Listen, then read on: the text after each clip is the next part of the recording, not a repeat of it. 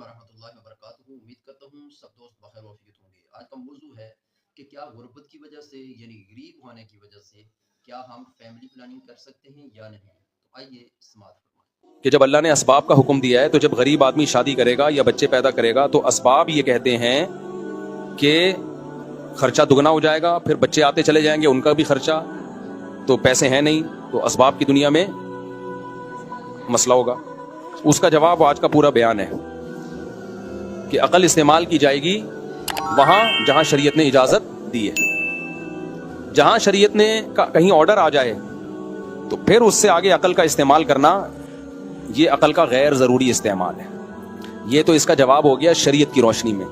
دوسرا جواب ہو گیا عقل ہی کی روشنی میں, ہم اس سے یہ جواب لیتے ہیں.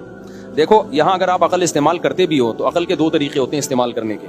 ایک ہے صحیح طریقہ, ایک ہے غلط طریقہ. صحیح طریقہ وہ ہے جو وحی کی روشنی میں ہو, جس سے انسان کی عقل سیدھی راہ دکھاتی ہے. غلط طریقہ وہ ہے کہ خواہشات کو سامنے رکھ کے آپ عقل استعمال کرو. ایک چرسی جب چرس پیتا ہے وہ بھی عقل استعمال کرتا ہے خواہشات کو سامنے رکھ کے کہ یار پینے تو مزہ آئے گا, دیکھیں گے بعد میں توبہ کر لیں گے یا علاج کر لیں گے. یہ عقل کا صحیح استعمال نہیں ہے, بلکہ یہ وہ عقل ہے جو خواہشات سے مغلوب ہے. جو عقل خواہش سے مغلوب نہیں ہوتی وہ کہے کہ بھائی یہ چرس بری چیز ہے, مزہ ہے 2 منٹ کا اور یہ اس کا چسکا لگے گا, بعد میں چھوڑنا بہت مشکل ہو جائے گا. تو ایسے ہی جو ملحد ایتھیس لوگ ہیں وہ یہاں بھی عقل کا غلط استعمال کرتے ہیں. وہ کہتے ہیں کہ جب شادی ہو جائے گی تو ابھی پیسے تو ہیں نہیں, پھر بچہ ہو جائے گا تو پیسے تو ہیں نہیں. بات یہ ہے کہ پیسہ ایک ایسی چیز ہے جس کے بارے میں یقینی طور پر بتانا کہ کب کون سے اسباب پیسے کے آپ میں پیدا ہوں گے کب نہیں ہوں گے یہ عقلی طور پر ممکن ہی نہیں ہے. کیونکہ روز روز نئے نئے اسباب پیدا ہوتے ہیں اور نئے نئے اسباب اور پرانے اسباب فنا ہوتے ہیں. وسائل جو ہے نا, وسائل, اس کی کوئی اسپیسیفک کیلکولیشن ہو ہی نہیں سکتی کسی بھی دور میں. دنیا میں کتنے وسائل ہیں ہمارے پاس, کوئی کیلکولیٹ کر کے بتا سکتا ہے؟ اور اگر کیلکولیٹ کر لیے تو موجودہ ہے نا, ہو سکتا ہے کل کوئی نئے وسائل دریافت ہو جائیں. تو یہ ایک ایسی چیز ہے, تبھی علماء کہتے ہیں جس کے ہاتھوں میں کمانے کی طاقت اور پاؤں میں چلنے کی طاقت ہو وہ مالدار ہے. کیونکہ پیسے نہیں ہے لیکن کما سکتا ہے. وہ کل دہاڑی لگ جائے اس کی, کل کوئی جاب لگ جائے, کچھ بھی نہیں آتا یوٹیوب پہ کھانے پکانے کی ترکیبیں بنا کے ڈالنا, کچھ بھی نہیں آتا یوٹیوب پہ گالیاں دینا شروع کر دیں, چینل بوسٹ کر جائے گا اس کا. آپ یہ بلاگر کو دیکھو نا, پش پش کرتے رہتے ہیں, پھینکتے رہتے ہیں, اور ملینز میں چینل ان کے, میں لیٹرین میں بیٹھا ہوا ہوں, واش روم میں بیٹھا ہوا ہوں, قبض ہو گیا مجھے, لوٹا لے کر آؤ, ایسا چلے گا آپ بھول جاؤ گے. 10 سال پہلے کوئی بتا سکتا تھا کہ یہ بھی کوئی پیسہ کمانے کا طریقہ ہوگا؟ میں واش روم میں بیٹھا ہوا ہوں, کوئی بتا سکتا تھا؟ اتنے نت نئے طریقے. عقل خود کہہ رہی ہے کہ اس کے بارے میں کسی کے بارے میں یہ رائے قائم کرنا کہ یہ غریب ہے تو غریب ہی رہے گا, یہ پاسبل ہی نہیں ہے, اور یہ امیر ہے تو کل بھی امیر ہی رہے گا. اگر یہ فلسفہ ہو تو امیر کو بھی شادی نہیں کرنی چاہیے. وجہ اس کی ہے کہ آج آپ کی فیکٹری ہے, ہو سکتا ہے فیکٹری کو آگ لگ جائے, ہو سکتا ہے ورلڈ ٹریڈ سینٹر میں جو بزنس مین بیٹھا کرتے تھے نا, زرداری کچھ بھی نہیں تھا ان کے مقابلے میں, وہ سب 4 شادیاں کرنے کا پروگرام تھا ان کا کہ ہمارا تو خربوں کا بزنس ہے. جہاز آیا پورے بزنس کی باٹ لگا دی, روڈوں پہ آ گئے, خودکشیاں کی ہیں بہت, جو بچ بھی گئے نا انہوں نے بھی خودکشیاں کر لی.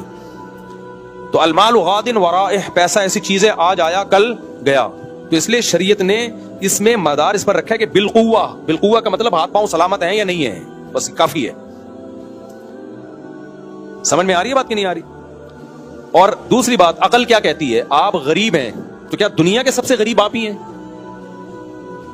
یہ تو عقل کہتی ہے کہ آپ غریب ہیں تو ڈیفنس کی لڑکی سے شادی نہ کریں, لیکن یہ نہیں کہتی کہ آپ غریب ہیں تو اپنے سے بھی زیادہ غریب سے شادی نہ کریں. کیونکہ اگر آپ کی آمدن فار ایگزامپل 10,000 ہے, بہت ہی غریب کی ہوگی نا, تو ایسے لوگ بھی آپ کو مارکیٹ میں مل جائیں گے جن کے باپ, جن کی آمدن 5,000 ہے اور اس میں 6 بیٹیاں پال رہے ہیں وہ. تو اس کے حساب سے 10 والا کیا ہے, غریب ہے مالدار ہے؟ مالدار ہے. کیونکہ امیر اور غریب کی کوئی اسپیسیفک ڈیفینیشن نہیں ہے, یہ امور اضافیہ ہوتے ہیں. امور اضافیہ کا مطلب یہ ہوتا ہے کہ ہم اس میں ایک دوسرے سے کمپیئر کر کے کہتے ہیں کہ یہ امیر ہے اور یہ کیا ہے. آگے دوسری بات رہی بچوں کی, تو عقل یہ کہتی ہے کہ ابھی جیب میں پیسے نہیں ہیں, بچہ جب پیدا ہوگا تو کہاں سے کھلائیں گے. یہ وہ عقل ہے جو شہوت سے متاثر ہے, جو خدا کے مقابلے میں. جب وحی کے نور سے عقل آراستہ ہوتی ہے تو پھر عقل صحیح استعمال ہوتی ہے. عقل کہتی ہے بچہ پیدا ہوا, ماں کی چھاتیوں میں دودھ آیا. اس کا مطلب پیدا کرنے والا اس سے غافل بولو نہیں. اس کا رزق کا انتظام کس نے کیا ہوا ہے؟ اللہ نے. اب پھر وہی شہوت پرستوں کی عقل, وہ کہیں گے یار بچے کے لیے صرف دودھ ہی تو نہیں چاہیے نا, بچے کو صرف دودھ چھوڑی چاہیے, بچے کو تو اسکول کا فیسیں اور آگے علاج اور فلانا اور ڈمکانا.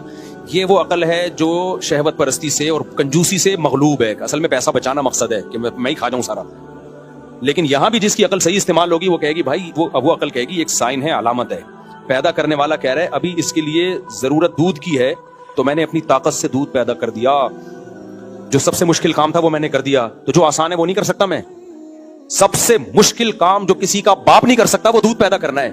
بچوں کی اسکول کی فیسوں کا زکاتوں سے بھی انتظام ہو سکتا ہے, فری پھوکٹ کے اسکول بھی کھل جاتے ہیں, فری میں ٹیوٹر بھی مل جاتے ہیں. تو اس لیے جو فیملی پلاننگ والے کہتے ہیں نا جتنی آمدن اس حساب سے بچے پیدا کرو, اسلام میں اس کی حرام ہے یہ سوچ کے نسل روکنا.